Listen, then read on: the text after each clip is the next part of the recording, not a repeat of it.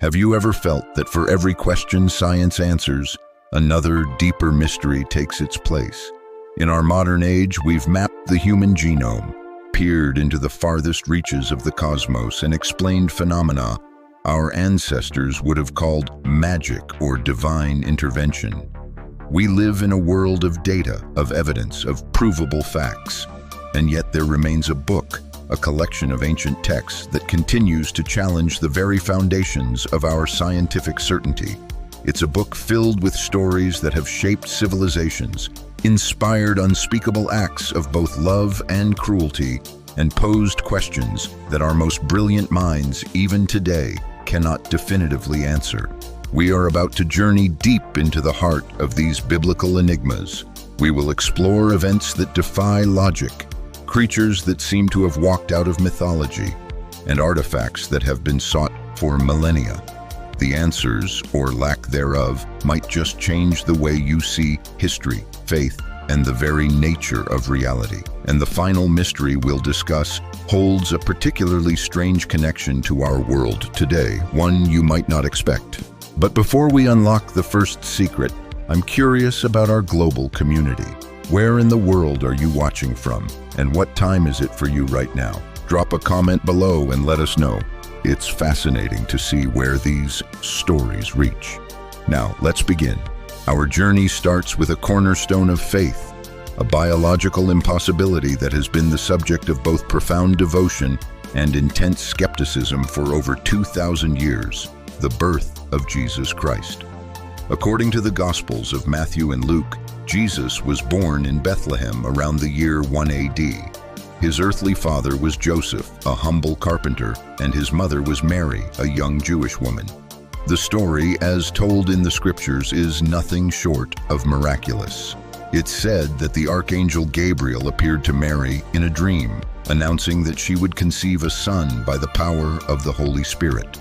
Subsequently, Mary became pregnant with Jesus, all while remaining a virgin. From a modern scientific perspective, this event, a human virgin birth or parthenogenesis, is completely outside the realm of known biology. While some simple organisms can reproduce asexually, it's considered impossible for mammals. This stark contradiction between faith and empirical science creates a chasm. For millennia, Christian believers have accepted the virgin conception as a testament to God's omnipotence, a supernatural event that transcends the laws of nature. It's a miracle meant to be accepted through faith, not proven in a laboratory. Yet the questions surrounding his birth don't stop there. Beyond the biological miracle, even the date of his birth is shrouded in historical debate. Globally, hundreds of millions celebrate Christmas on December 25th. We gather with family, exchange gifts, and sing carols, all in observance of his birth. However, historical and biblical scholars widely agree that this is almost certainly not Jesus' actual birthday. The Bible itself offers no specific date. The selection of December 25th was likely a strategic decision made centuries later. This date coincided with major Oman pagan festivals, most notably Dies Natalis Solis Invicti, or the birthday of the unconquered sun, and the immensely popular festival of Saturnalia. By placing the celebration of Christ's birth on this day, the early church could more easily co-opt existing traditions and convert pagans to the new faith. To add another layer of complexity, Eastern Orthodox churches celebrate Christmas on January 7th, due to their adherence to the older Julian calendar instead of the Gregorian calendar. The true date of Jesus' birth remains an unsolved historical puzzle, lost to the sands of time, leaving the very first chapter of his life steeped in mystery. From the mystery of his birth, we move to the equally enigmatic event that concluded his earthly ministry, his resurrection. The crucifixion of Jesus is a brutal and iconic moment in history, an act of self-sacrifice where he willingly gave his life to atone for the sins of humanity.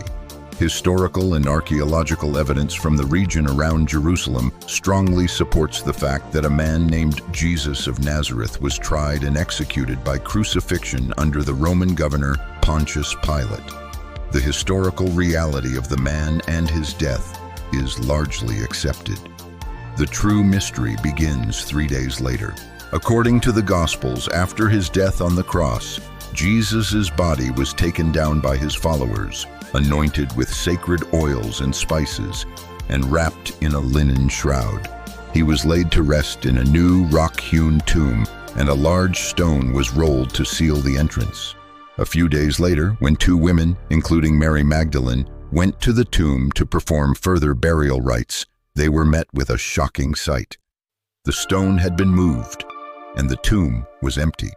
His body was gone.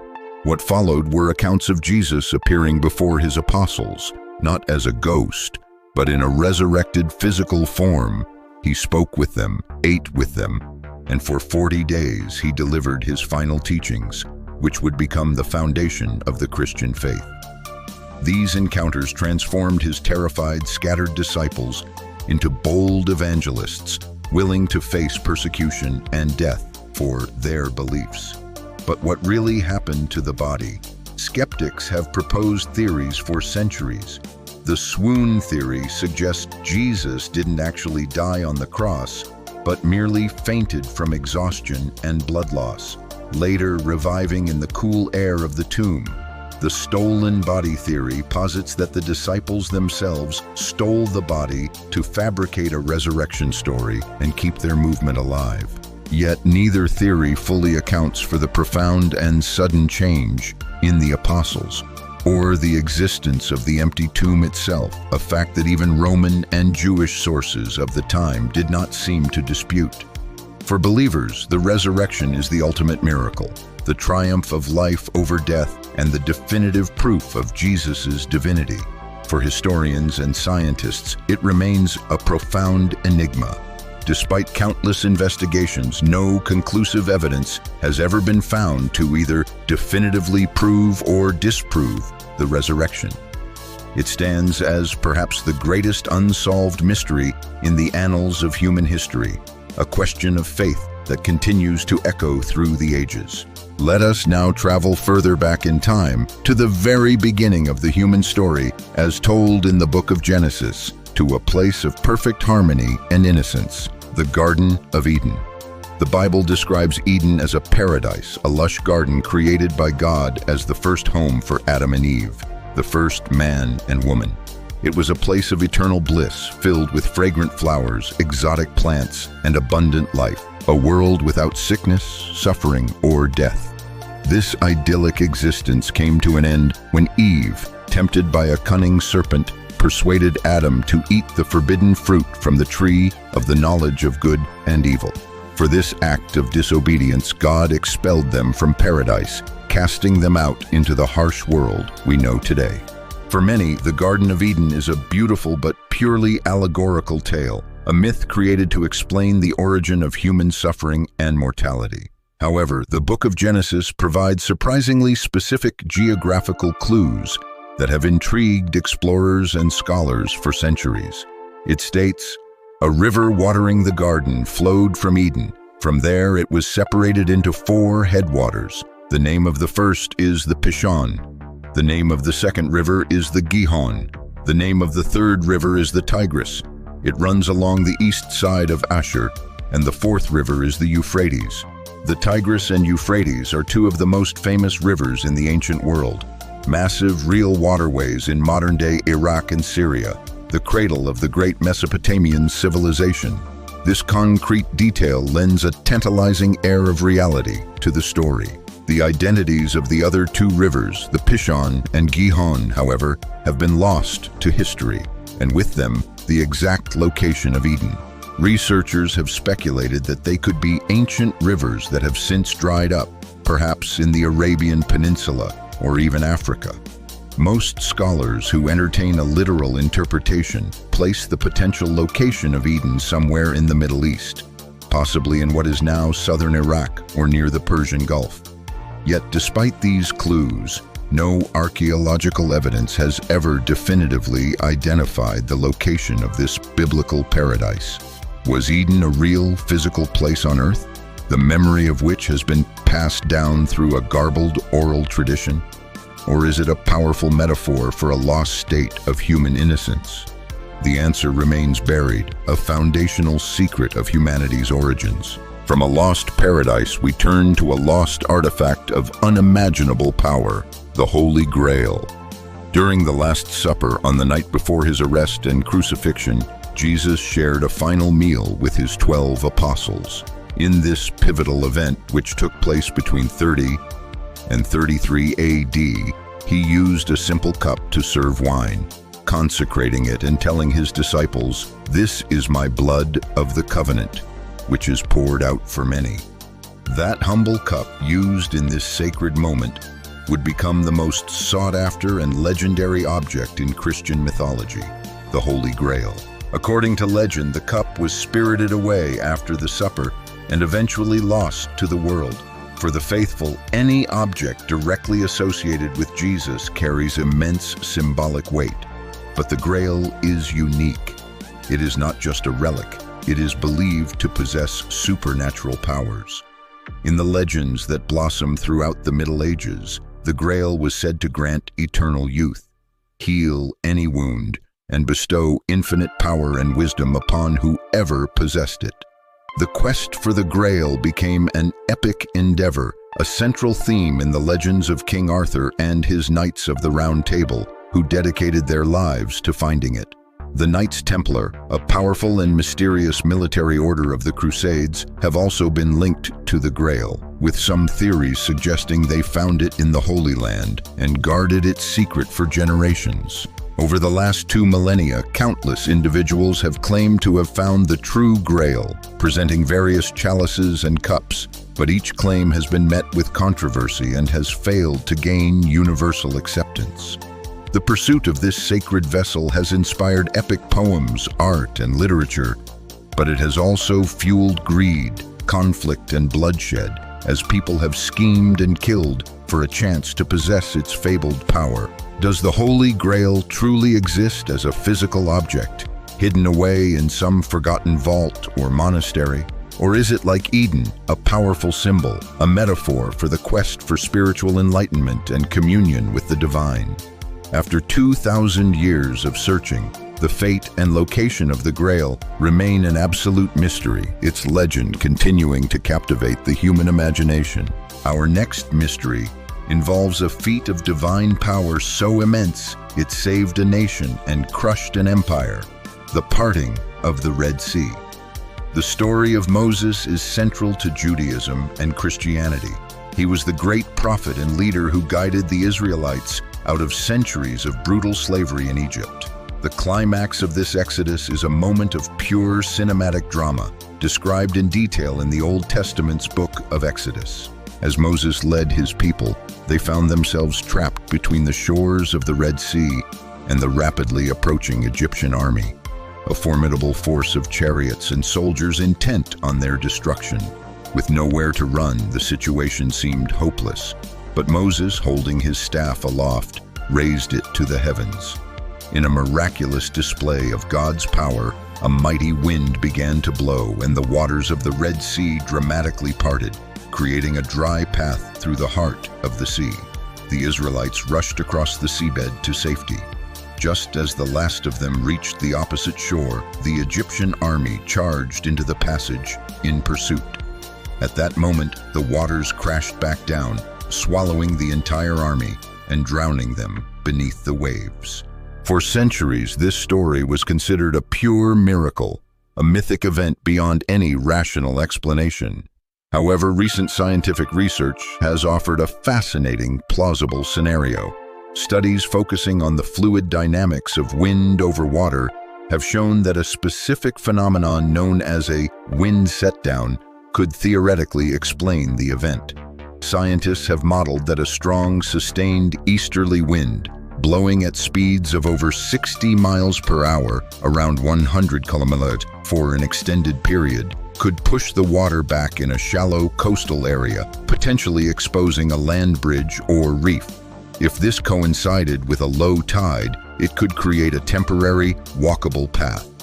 A location in the eastern Nile Delta, which corresponds to an ancient, shallower body of water sometimes referred to as the Sea of Reeds, fits this model. While this provides a possible scientific how, it does not explain the miraculous when. How did Moses know to be at that exact spot at that exact time? And how could the Israelites, including women, children, and the elderly, have crossed such a distance in the face of hurricane-force winds that would have made it nearly impossible to stand, let alone walk? The scientific explanation, while intriguing, leaves the core of the miracle, the perfect life-saving timing of the event, as an unanswered, awe-inspiring question. We now turn from epic events to a perplexing biological question. Why did people in the early chapters of the Bible live for so long? The book of Genesis, in its genealogies of the first humans, lists lifespans that are staggering by today's standards. For instance, it is written that Adam, the first man, lived to be 930 years old, and he fathered his son Seth when he was 130. His descendants are listed with similarly incredible ages. Seth lived 912 years, and Methuselah, the oldest of all, is said to have lived for 969 years. In our modern era, with advanced medicine and nutrition, living to the age of 100 is still a remarkable feat.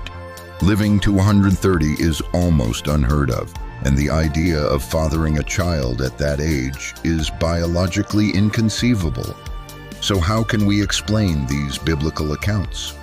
One common theory suggests that the ancient understanding of a year was different from ours. Perhaps a year was counted as a lunar cycle, 1 month, instead of a full solar cycle. This would bring the ages down to a more realistic range. However, this theory creates its own problems. For example, it would mean Adam was only about 11 years old when he fathered Seth, which is equally implausible. Furthermore, the solar calendar we use today has ancient roots, developed long before the final compilation of these texts, making a simple misunderstanding of year less likely. Another interpretation is that these numbers were not meant to be taken literally, but were symbolic. High numbers may have been used to denote honor, wisdom, or importance within the lineage.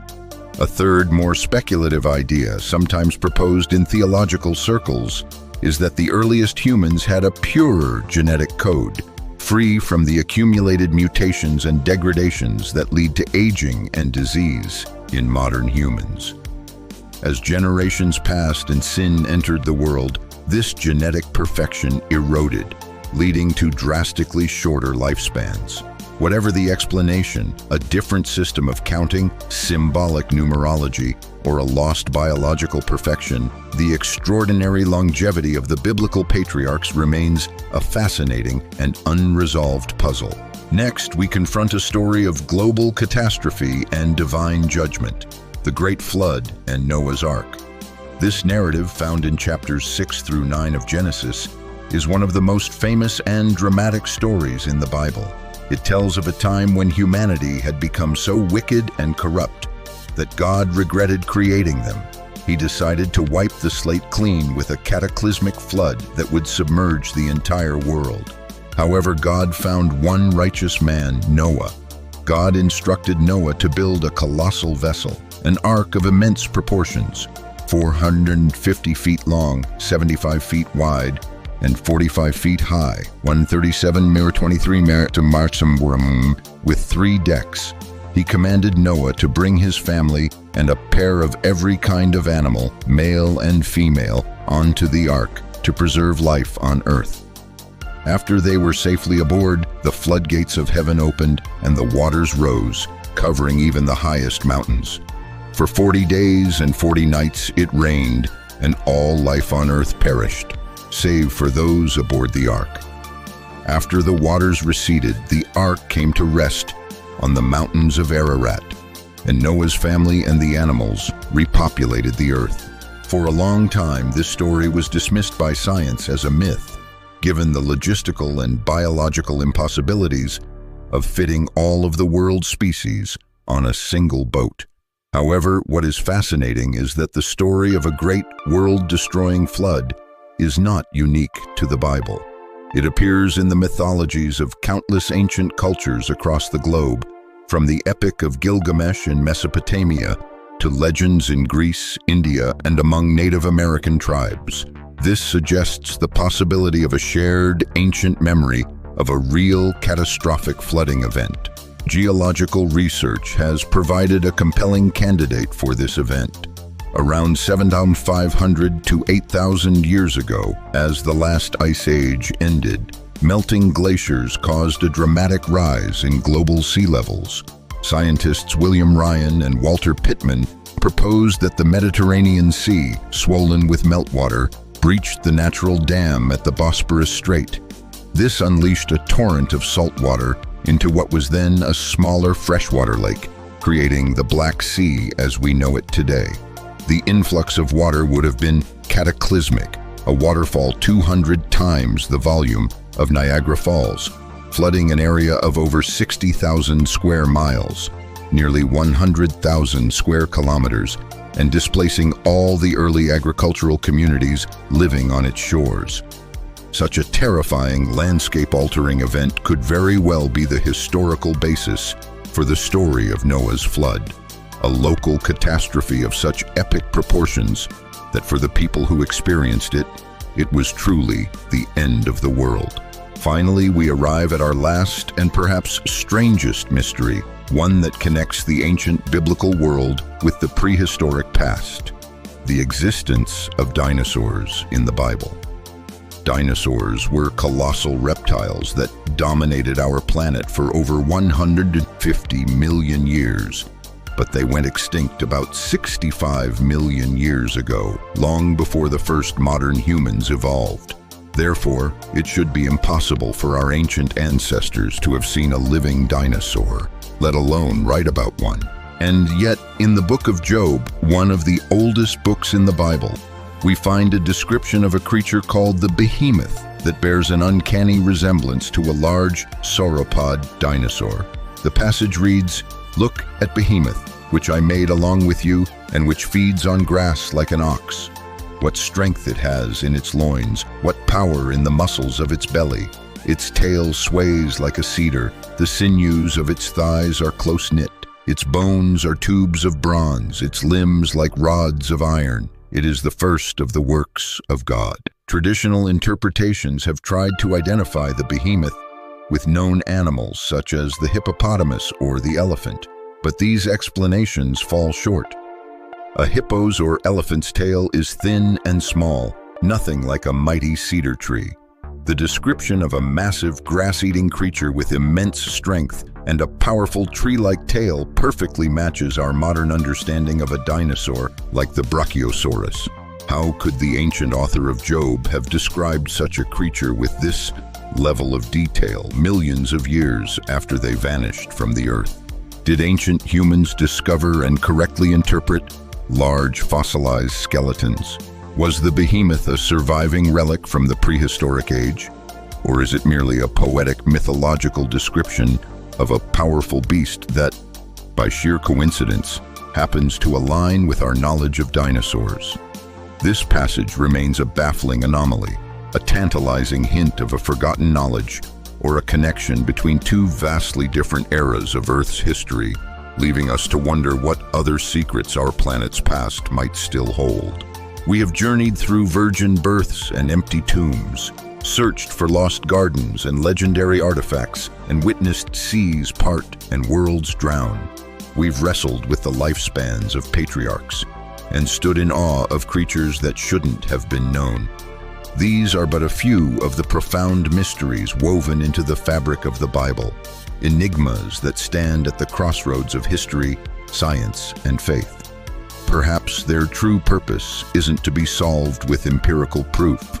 Perhaps their enduring power lies in their ability to challenge our certainty, to push the boundaries of our understanding, and to remind us that in this vast and ancient universe, there are still things that inspire wonder, provoke questions, and demand a leap of faith. The greatest mystery might not be what happened then, but how these stories continue to shape our world now. If you enjoy exploring these profound questions that bridge the gap between fact and faith, then you've found the right place. Be sure to subscribe to our channel and click that notification bell.